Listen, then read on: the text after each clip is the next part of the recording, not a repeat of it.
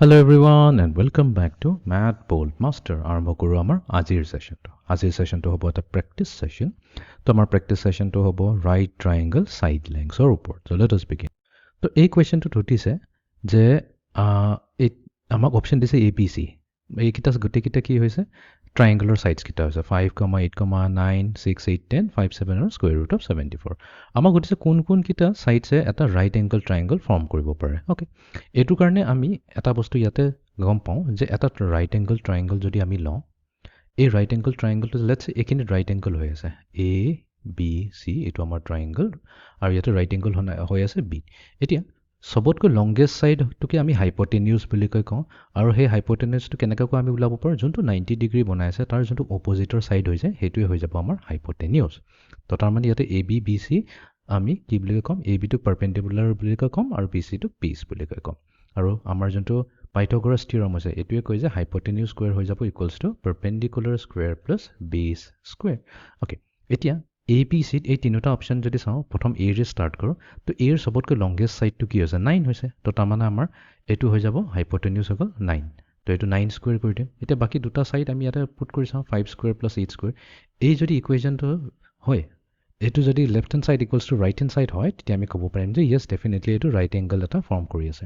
Let's C 9 square হৈ যাব আমাৰ 81, 5 স্কুৱেৰ হ'ব আমাৰ 25 আৰু 8 স্কুৱেৰ হৈ যাব আমাৰ 64। এতিয়া 25 প্লাছ 64 8 কৰিলে আমি কি পাম 89 পাম। চ' 81 আৰু 89টো ইকুৱেল নহয়, তো এইটো ৰাইট এংগল ট্ৰায়াঙ্গল ফৰ্ম কৰিব নোৱাৰে। এতিয়া বিটো চাওঁ, বিৰ কেছত এইটো হৈ যাব আমাৰ হাইপটেনিউছ, তাৰমানে 10 স্কুৱেৰ হৈ যাব equals to 6 square plus 8 square. 10 square হৈছে আমাৰ 100, 6 স্কুৱেৰ হৈছে 36 আৰু 8 স্কুৱেৰ হৈছে 64। তো তাৰমানে 100 হৈছে ইকুৱেলছ টু 36 প্লাছ 64 কৰিলেও আমি 100 পাম। তাৰমানে কি বি ৰাইট হয়। অ'কে, চিত আহি যাওঁ। চিত আমাৰ এতিয়া সবতকৈ লংগেষ্ট সাইড কি হ'ব, এতিয়া ইয়াতে অলপ কেয়াৰফুল থাকিব লাগিব বিকজ ইয়াতে আছে আমাৰ এটা স্কুৱেৰ ৰুট। ঠিক আছে, স্কুৱেৰ ৰুট আছে আমাৰ 74। এতিয়া ইয়াৰ 74টো অফক'ৰ্ছ এটা পাৰফেক্ট স্কুৱেৰ নহয়, বাট ইয়াতে ওচৰত থকা পাৰফেক্ট স্কুৱেৰ কি হ'ব পাৰে, যদি আমি 8 স্কুৱেৰ লওঁ যোনটো হৈছে 64 হৈছে এটা পাৰফেক্ট স্কুৱেৰ, আৰু ইফালে আছে 8ৰ পিছত আহে 9 81। তো ডেফিনেটলি এইটো কি আছে, এইটো আমাৰ 8 আৰু 9। তাৰমানে এই স্কুৱেৰ ৰুটৰ ভেলুটো যোনটো হ'ব 8 আৰু 9ৰ মাজতে থাকিব। 8 আৰু 9ৰ মাজত থকাৰ মিনিংটো এইটোৱে হৈ গ'ল, তো দুইটা 5 and 7 দুইটাতকৈ ডাঙৰ হৈ গ'ল। তো তাৰমানে স্কুৱেৰ ৰুট অফ 74 এইটোৱে হৈ যাব আমাৰ হাইপটেনিউছ। তো আমি কি কৰিম স্কুৱেৰ ৰুট অফ 74ক স্কুৱেৰ কৰিম। এফালে থাকিব আমাৰ কি 5 স্কুৱেৰ প্লাছ 7 স্কুৱেৰ। 5 স্কুৱেৰ হৈ গ'ল আমাৰ 25 আৰু ইফালে 7 স্কুৱেৰ হৈ গ'ল আমাৰ 49। দুটাকে এড কৰি চাওঁ। চ' 9 প্লাছ 5 হৈ যাব 14, কেৰি অভাৰ 1, 4 প্লাছ 2 হৈ গ'ল 6, 6 প্লাছ 1 হৈ গ'ল 7, আৰু স্কুৱেৰ ৰুট অফ 74 কৰিলে কি পাম, square root of 74 whole square 74 পাম। দুইটা সাইড ইকুৱেল, তাৰমানে বি এণ্ড চি হৈ যাব আমাৰ sides of a right angle triangle. Okay, এতিয়া আমি যাওঁ ছেকেণ্ড প্ৰব্লেমটোলৈ। এগেইন আমি ছেইম লজিকটো ইউজ কৰিম। তো 8 যদি চাওঁ 4 স্কুৱেৰ ৰুট অফ 8 24 আছে। এতিয়া স্কুৱেৰ ৰুট অফ 8 যদি চাওঁ, আমি জানো এইটো স্কুৱেৰ ৰুট অফ 4 আৰু স্কুৱেৰ ৰুট অফ 9ৰ মাজতে থাকিব। স্কুৱেৰ ৰুট অফ 4 হৈছে 2 আৰু এইটো স্কুৱেৰ ৰুট অফ 9 হৈছে 3। তাৰমানে এই যোনটো ভেলু আহিব এইটো 2 পইণ্ট ছামথিং কিবা এটা হ'ব। What ever B the value, সেই ভেলুটো আমাৰ কি থাকিব 2তকৈ ডাঙৰ হ'ব আৰু 3তকৈ সৰু হ'ব। তাৰমানে 2 and 3ৰ মাজত থাকিব। 2 and 3ৰ মাজত থকা মানে কি হৈ গ'ল, তো এইটো আমাৰ সবতকৈ হায়েষ্ট লেংথ 24 হৈ যাব। তাৰমানে এইটোৱে হৈ যাব আমাৰ হাইপটেনিউছ। তো আমি চেক কৰিব লাগিব যে 24 square equals to 4 square plus square root of 8 square হয়নে নাই। 4 স্কুৱেৰ হৈ গৈছে আমাৰ 16, স্কুৱেৰ ৰুট অফ 8 স্কুৱেৰ হৈছে 8, 16 প্লাছ 8 হৈ গৈছে আমাৰ 24। বাট এইটো 24 ইনটু 24 আছে, ডেফিনেটলি এইটোতো ডাঙৰ হ'ব, ইকুৱেলটোতো কেতিয়াও হ'বই নোৱাৰে। তো A cannot be the sides of a right triangle. Next এইটোত চাওঁ 5 5 5 গোটেইকেইটা ছাইড ইকুৱেলে আছে, এইটো এটা ইকুইলেটাৰেল ট্ৰায়াঙ্গল হৈ গ'ল। অফক'ৰ্ছ এইটোতো হ'বই নোৱাৰে বিকজ আমাৰ হাইপটেনিউছ সবতকৈ লংগেষ্ট থাকে, সবতকৈ ডাঙৰ হ'ব। তো এইটো আমি ডাইৰেক্টলি ৰিজেক্ট কৰি দিব পাৰোঁ। তথাপিতো আমি এবাৰ চেক কৰি লওঁ। 5 স্কুৱেৰ লেটছে আমি এটা ছাইডক হাইপটেনিউছ মানি ল'লোঁ, বাকীকেইটা ছাইডক আমি বেছ এণ্ড পাৰ্পেণ্ডিকুলাৰ বুলি মানি ল'লোঁ। 5 স্কুৱেৰ হৈ গ'ল 25, এফালে এইটো 25, 25 প্লাছ 25 50, দুইটাটো কেতিয়াও ইকুৱেল হ'বই নোৱাৰে।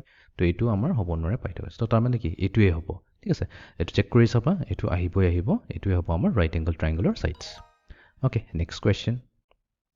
তো ইয়াতে আমি চেক কৰিব লাগে কোনকেইটা ৰাইট এংগল ট্ৰায়াঙ্গলৰ ছাইড হয়। এইটো হৈ যাব হাইপটেনিউছ 26 স্কুৱেৰ আছে আৰু এইফালে আছে 5 স্কুৱেৰ প্লাছ 1 স্কুৱেৰ। 5 স্কুৱেৰ হৈছে 25, এইটো হৈছে 1, 25 প্লাছ 1 এইটো 26, বাট এইফালে আছে 26ৰ স্কুৱেৰ, সেইটোতো আৰু এটা ডাঙৰ নম্বৰ হ'ব ৰাইট, বিকজ এইটো 26 ইনটু 26 কৰিছোঁ, ইকুৱেলটোতো কেতিয়াও হ'ব নোৱাৰে, এ কেঞ্চেল। বিত আহি যাওঁ, বি তেতিয়া সবতকৈ লংগেষ্ট সাইড আছে 2.5 তো 2.5 ৰ হোল স্কয়াৰ কৰি দিম এফালে থাকিব 1.5 ৰ হোল স্কয়াৰ প্লাস 2 স্কয়াৰ 2.5 ৰ হোল স্কয়াৰ আমাৰ হৈ যাব 6.25 এফালে আছে আমাৰ 2.25 1.5 ৰ হোল স্কয়াৰ আৰু 2 স্কয়াৰ হৈ যাব 4 এড কৰিলে কি পাম 6.25 এ পাই আছো left hand side equals to right hand side yes এটো আমাৰ কি আছে পাইথাগোৰাছ থিওৰাম ফলো কৰি আছে বি টো হৈ যাব আমাৰ এটা side length of a right triangle next লাষ্টটোত আহি যাম এতিয়া কোনটো হাইপোটেনিউজ হ'ব তো স্কয়াৰ ৰুট অফ 32 যদি চাও এটো কি হ'ব স্কয়াৰ ৰুট অফ 36 তকৈ সৰু হ'ব আৰু স্কয়াৰ ৰুট অফ 25 তকৈ ডাঙৰ হ'ব আমি এটো এইকাৰণে চাইছো বিকজ আমাৰ যোনটো স্কয়াৰ ৰুট অফ 25 হৈছে এটো 5 হৈছে এফালে স্কয়াৰ ৰুট অফ 32 থাক ইয়াৰ এক্সাক্ট ভ্যালুটো আমি লেটছে নাজানো বাট স্কয়াৰ ৰুট অফ 36 তো জানো 6 তো ইয়াৰ ভ্যালু কি হ'ব 5 and 6 তকৈ মাজতে থাকিব তো 5 তকৈ তো ডাঙৰে হ'ল ৰাইট 5 তকৈ ডাঙৰ হোৱা মানে কি এটো সবতকৈ লংগেষ্ট সাইড হৈ গ'ল তো ইয়াতে এটো হৈ যাব আমাৰ hypotenuse square root of 32 whole square হৈ গ'ল আমাৰ hypotenuse. Next আমাৰ কি হ'ল 4 square plus 4 square. তো square root গুছি গ'ল থাকিল 32 4 square হৈ গ'ল 16 এফালে 4 square হৈ গ'ল 16 16 plus 16 হৈ যাব আমাৰ 32 so 32 equals to 32 yes B and C আমাৰ দুইটাই correct option হয় এতিয়া আমি যাও ফাইনাল কোৱেশ্চনটো লৈ ওকে তো এতিয়া কোনটো হ'ব ইয়াতে আমি অলৰেডি কৈ থৈছিল 6 8 10 তো আমাৰ কি হ'ব হয় ফলো হয় হয়তো right angle ট্ৰায়াঙ্গল side question number 1 তে কৰিছিল A and B to check কৰিলো 5 6 7 তো 7 square 49 5 হৈ গ'ল 25 6 হৈ গ'ল 6 square হৈ গ'ল 36 এটো 6 plus 5 1 3 61 49 cannot be equals to 61 ইয়াতে ফলো হোৱা নাই নেক্সট এটোত আহি যাম 18 square হৈ যাব আমাৰ কি 9 square plus 9 square 9 square হৈ গ'ল আমাৰ 81 এফালে হৈ গ'ল 81 এফালে আছে আমাৰ 2 162 এটা 18 ৰ হোল স্কয়াৰটো আমি উলাই চাম তাৰমানে 18 into 18 8 times 8 64 6 carry 8 1s are 8 9 10 11 12 13 14 144 এফালে থাকিব 1 8s are 8 1 1s are 1 4 8 plus 4 12 তো 324 ইকুয়াল হল জানো নহল নহয় ইকুয়াল তো C টো হ'ব নোৱাৰে তো ইয়াতে আমাৰ অনলি অপশন বি টোৱে কাৰেক্ট হ'ব ওকে তো এনেকাকৈ আমি পাইথাগোৰাছ থিওৰাম ইউজ কৰি পেলাই কেটামান যদি গিভেন সাইডস আছে হেতু সাইডস টো ৰাইট এংগল ট্ৰায়াঙ্গল ফৰ্ম কৰিব না হেতু আমি উলিয়াব পাৰিম so see you in the next session thank U